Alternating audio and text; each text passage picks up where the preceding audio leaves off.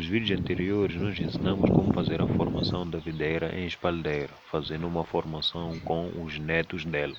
Neste vídeo, nós iremos ensinar como fazer a primeira poda de produção da videira, uma vez que nós só ensinamos a formação e ainda não tínhamos feito a poda de produção. Meu nome é José e sejam bem-vindos ao canal. Na formação em espaldeira, o nosso objetivo é ter estes galhos na horizontal, aos quais nós chamamos de cordões. Então temos um para a direita e um para a esquerda. E ter também a formação destas varas de produção, que são esses galhos que crescem na vertical, que são eles que serão responsáveis por carregar a produção, neste caso as uvas. Estas fitas de plástico nós usamos para amarrar essas galhas de produção, que é para permitir que elas cresçam sempre na vertical, evitando com que eles caiam para os lados, porque quando os galhos ainda são novos, eles não têm a capacidade de se sustentar por si só. Então nós amarramos com esses plásticos para permitir que eles não vão caindo para os lados. Então, como nós queremos fazer a poda, eles já não serão mais necessários, pelo menos não por enquanto. Então é por isso que nós fazemos a sua retirada. Como o crescimento de uma planta nunca vai ser igual em todos os seus pontos, então podemos ver aqui que nem todos os galhos, nem todas as varas de produção têm a mesma espessura ou a mesma grossura. Alguns estão mais grossos, alguns estão mais finos e uns estão, digamos que, medianos, né? Então, o que nós fazemos na hora de podar é simplesmente contar a quantidade de gemas que nós precisamos e fazer o corte. Iremos usar a técnica do lápis ou da caneta, que é para ver se o galho tem ou não a espessura de um lápis. Se ele tiver menos, nós podamos ele com uma gema. Se ele tiver mais do que a grossura de um lápis, nós podamos ele com duas gemas. Então, nós contamos duas gemas e fazemos o corte.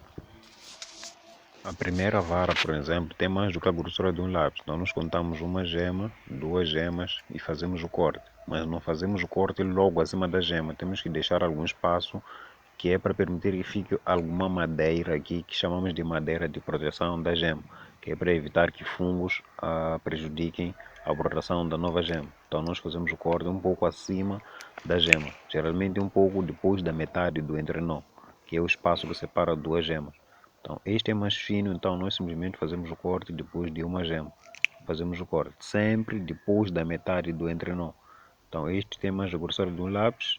Atenção que aqui embaixo tem uma gema que nós não contamos, que chamamos de gema da base. Então, deixamos a gema da base, contamos uma, duas gemas e fazemos o corte.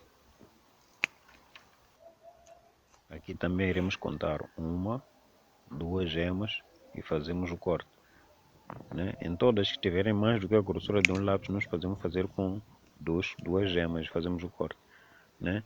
E atenção que isto é apenas uma regra, digamos que básica, né? Dependendo do tipo de videira que você tem, pode ser que ela tenha a sua exigência específica de gemas, que devem ficar durante a poda.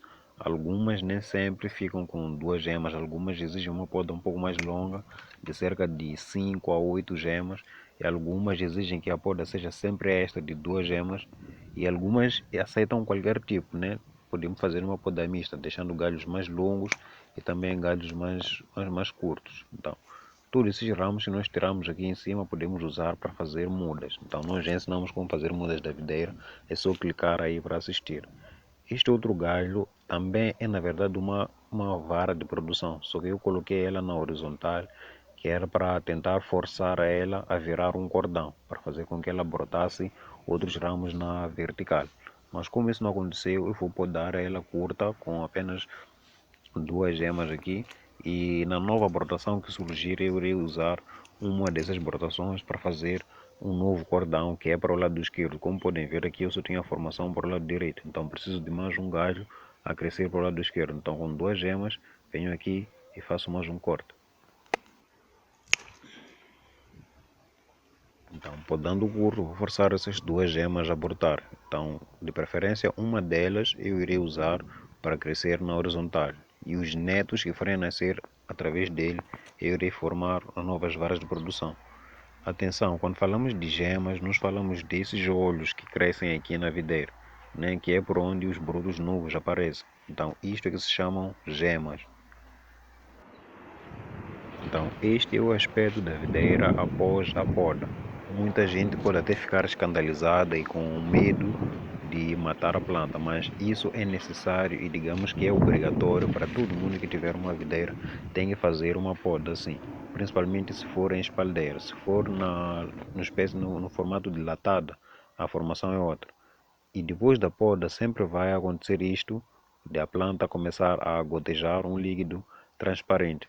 Nós também já falamos disso no canal, é só clicar aqui em cima e ver o vídeo a respeito disso, o que se chama de choro da videira. Por hoje é tudo e até a próxima.